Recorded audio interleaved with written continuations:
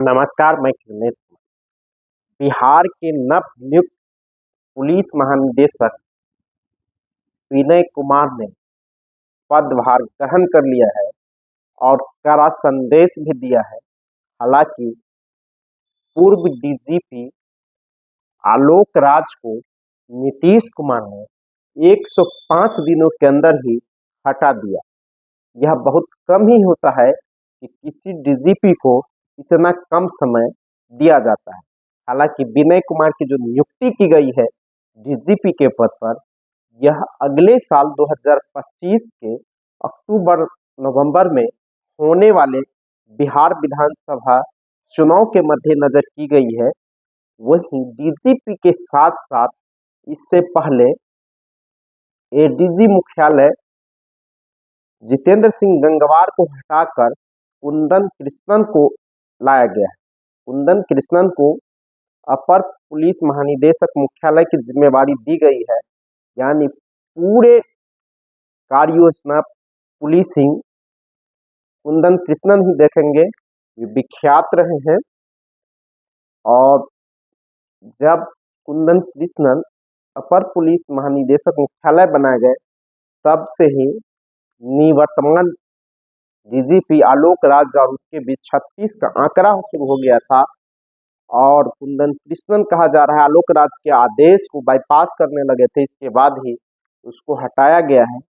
हालांकि जब अगस्त के अंतिम सप्ताह में नए डीजीपी की नियुक्ति की बातें चल रही थी, उस समय विनय कुमार सबसे आगे चल रहे थे, लेकिन इन वक्त पर मुख्यमंत्री नीतीश कुमार ने विनय कुमार के बजाय भारतीय जनता पार्टी के दबाव में आकर आलोक राज को कार्यकारी डीजीपी बनाया था। इसी तरह उस समय पार्थ अमृत मुख्य सचिव के दौर में सबसे आगे चल रहे थे, लेकिन नीतीश कुमार ने केंद्रीय प्रतिनियुक्ति पर रहे कोयला मंत्रालय के सचिव अमृतलाल मीना को मुख्य सचिव का जिम्मेवारी सौंपा और आलोक राज को कार्यकारी पुलिस महानिदेशक की जिम्मेवारी दी गई थी।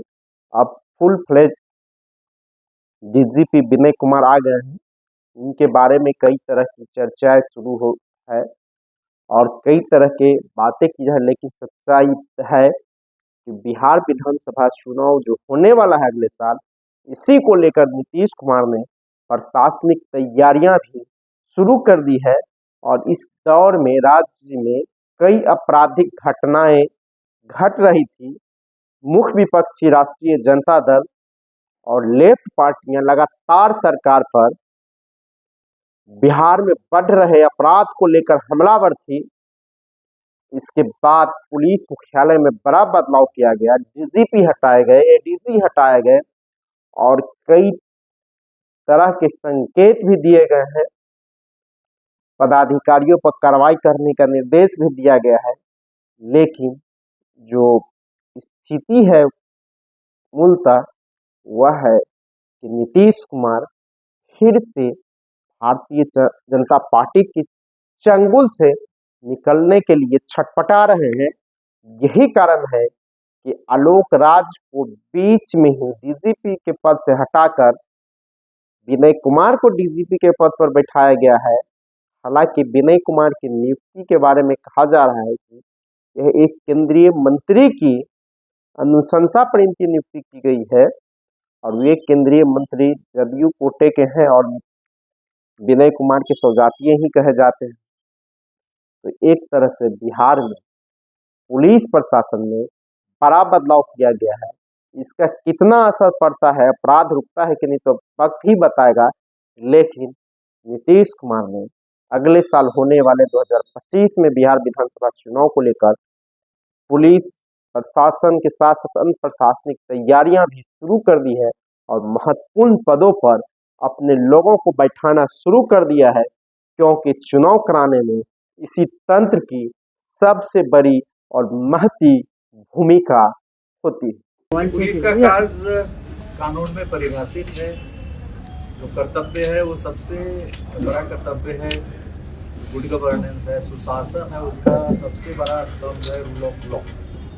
कानून का शासन स्थापित करना हमारी सर्वोच्च प्राथमिकता रहेगी। कानून के शासन को स्थापित करने के लिए जितने भी नियम, परिनियम, अधिनियम हैं, सभी को प्रभावकारी ढंग से लागू किया जाएगा और अपराधियों पर काफ़ी सख्त नकेल कसा जाएगा। स्पीडी ट्रायल को काफ़ी सख्ती से लागू किया जाएगा। जो भी वेल डिटेक्टेड केसेस हैं, अच्छे ढंग से उद्भेदित केसेस हैं जिसमें साक्ष्य की प्रचुरता है, उन कांडों को चिन्हित कर उसको स्पीडी ट्रायल के तहत लिया जाएगा, जो भी गंभीर कांड है।